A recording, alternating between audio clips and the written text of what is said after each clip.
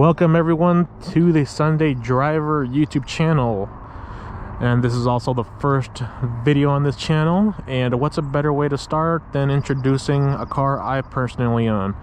This is a 2013 BMW M5 F10 generation, or chassis as some people would also like to refer to. Let's do a quick walk around of the car, show you guys what I'm working with. Quick note, this car does have a modified exhaust that I did. It's a muffler delete provided by Turner Motorsport. The stock exhaust on an M5 is way too quiet for me personally, so I had to do the muffler delete to get a little bit more noise out the exhaust. And it's very worth it, because now you can actually hear the rumble. Sounds like an actual V8 now.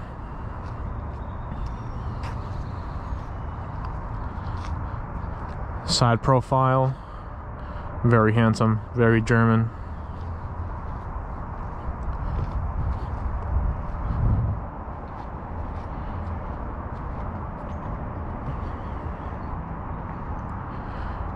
A very menacing front end.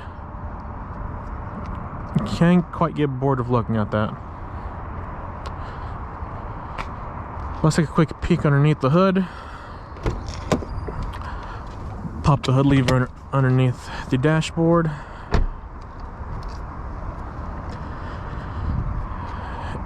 And show you the power plant of this beast. This is a 4.4 liter V8 with twin turbos in a hot V configuration. That's where both turbos sit inside both banks of cylinders. That's the hot V configuration right there.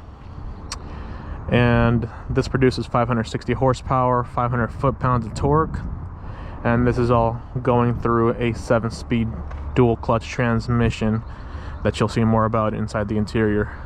And early apologies for this ugly bit of hood insulation. Quickly, what happened was a rodent decided to live under here. This was when it was snowing in Seattle, so the car sat. Our rodent decided to make a little nest right here and lived here for a while.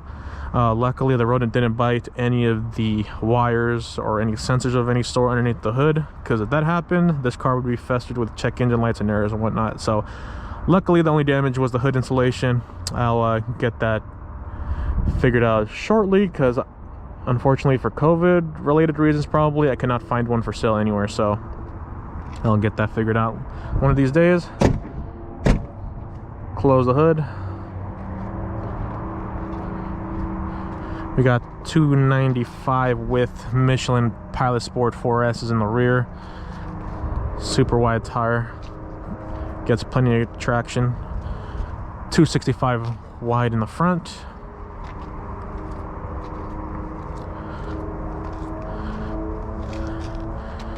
Let's show cargo space for the trunk.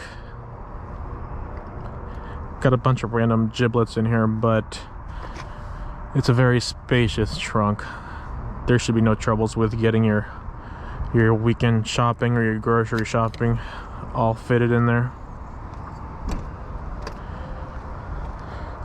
Quick peek at the rear seats. Very luxurious, soft leather seats. You got curtains right here at the windows, and you also got the rear sunshade that's controlled through the driver's side mirror controls. Also got your HVAC control right there for the rear passengers. Bang & Olufsen sound. I haven't sat too many times back here, but I imagine it is very comfy. Quick peek at the cockpit. Business as usual, very German. BMW. We got Bang & Olufsen premium sound, which does sound very amazing. We got all four automatic windows up and down. That's the rear sunshade I was explaining about. You got your memory settings right here for the driver's seat. You also got massaging seats if you ever want to use that. We've got our driver assistant technologies right here. This is the hood. The hood as in the heads-up display adjustment, and then you got your keep lane assist and vibrating wheel if you ever wander off from your lane. All cool stuff. And this is what it's like to sit inside of the BMW M5 F10. You got a very nice fat steering wheel. This is a 2013, the pre-LCI, so it is the more unattractive steering wheel. The LCI 2014, 2015, 2016 BMW M5s have the newer, thinner and thinner steering wheel that does look much more modern and looks a lot better. I'll be upgrading to that wheel one of these days, but for now this wheel is just fine. Got the blue and red M Power stitching. You got your 7-speed dual clutch transmission right here. You also got your settings for the traction control and the modes that you want to put the engine, the suspension, the steering, and as well as the speed of the shifts from the dual clutch transmission. You got your parking sensors right here. You got your different cameras. This car has a camera from the rear and also has cameras from both sides of the car. From the front bumpers, there's cameras up there as well. Got your little cubby space right here. This is where I have my USB for my iPhone plugged in to connect my phone. Got a little cubby right there. Don't mind that. Those are eyelashes from the girlfriend. Got your premium sound system, HVAC controls, and that's pretty much it. Oh, you also got your suede headliner. That's how you also know that you're in a BMW M cars. M cars have the suede headliner. Non-M cars don't. And that is pretty much it. Let's do a quick engine start.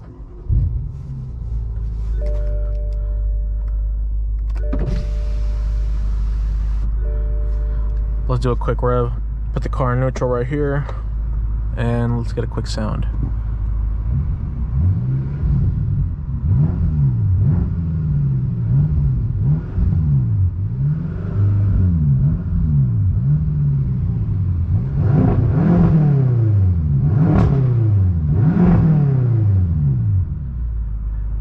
And that's the marvelous sound coming from that V8 twin turbo engine.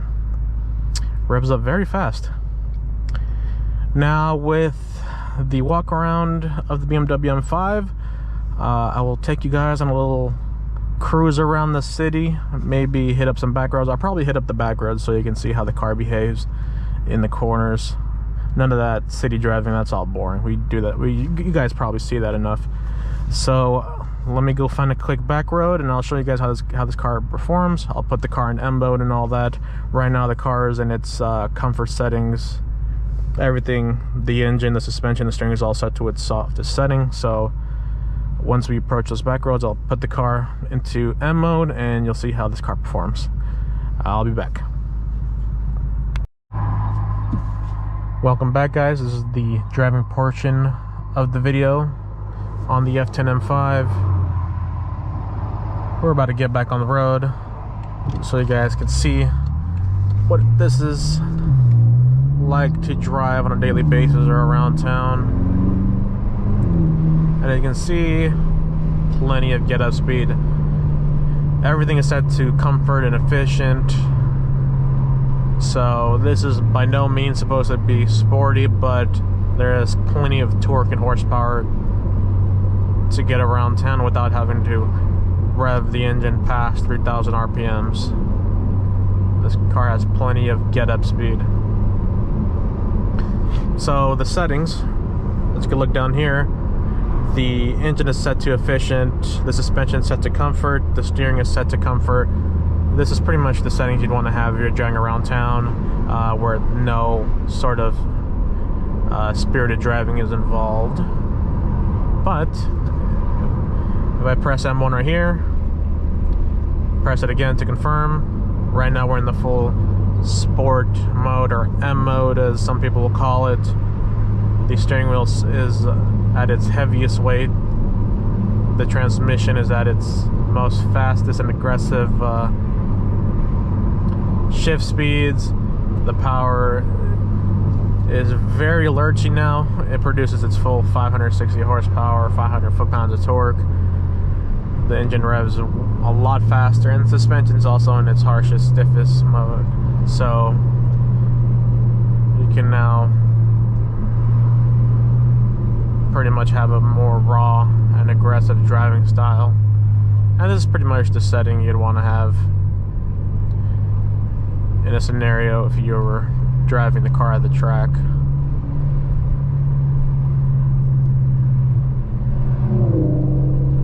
It should also be noted that in this mode, it does tweak the settings for the traction control. Right now, it's in MDM mode, which is pretty much where the car's gonna let you slip out the car and drift a little bit for your more sporty and aggressive driving. However, you can also there's also a setting where you can pretty much turn off the traction control completely to where you are with no safety nannies of any sort. So, but not for me. MDM mode does just the trick. It'll let the car slip out just a little bit on the turns when it needs to, but you're not going to be going full bonkers with no traction control. Because with no traction control, 500 foot-pounds of torque, 560 horsepower, this car will definitely light up the rear tires if you're heavy on the gas. So it's the best practice just to leave the car in MDM mode.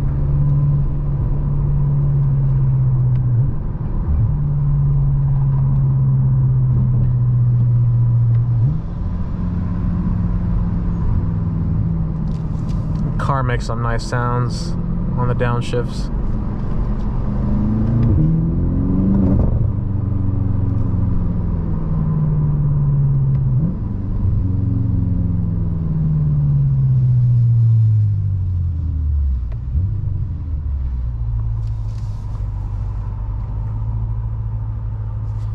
Gotta close up the sunshade. The sunshade was open for a moment.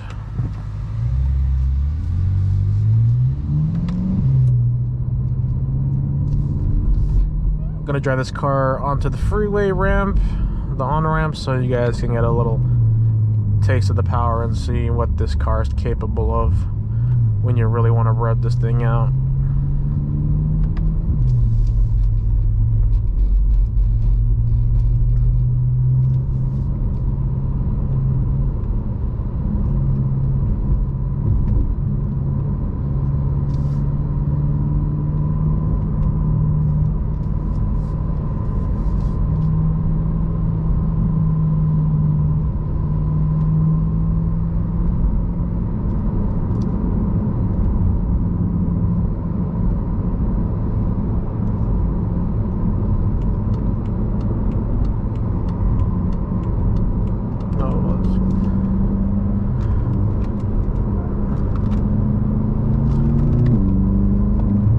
Was about to change lane back there, but there was not enough space for me, so let's go ahead and take this lane for now. We've got a Maserati up ahead driving pretty aggressive as well.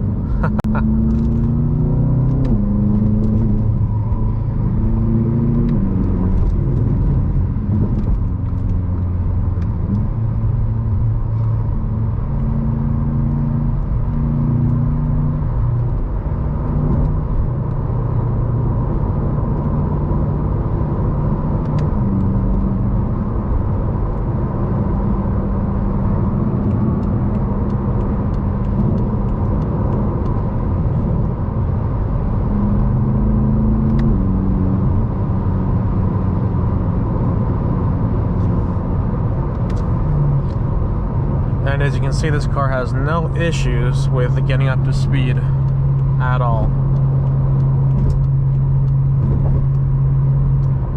Now, owning this car for about 2 years, I put around roughly 20,000 miles on this car. It does feel slow, but to a regular person, that statement might sound a little bit ridiculous, but I did remember when I first got this car, the power was overwhelming. This car felt quick. It was fast on its feet. The torque pushes you back into the seat. The dual clutch transmission shifts lurch you back into the seat. It's a pretty exhilarating experience. But now, obviously, once you get used to the power, it doesn't feel as fast. But if you had me sitting in the passenger seat, I'll probably most likely still be very impressed with the power this car has.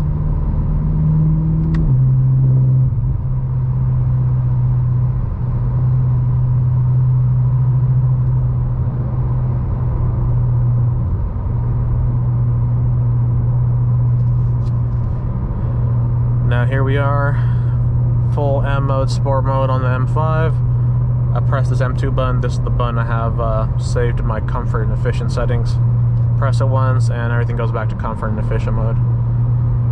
And here we are on the freeway, 70 miles an hour, and this car feels just like what it was made to be, an Autobahn cruiser.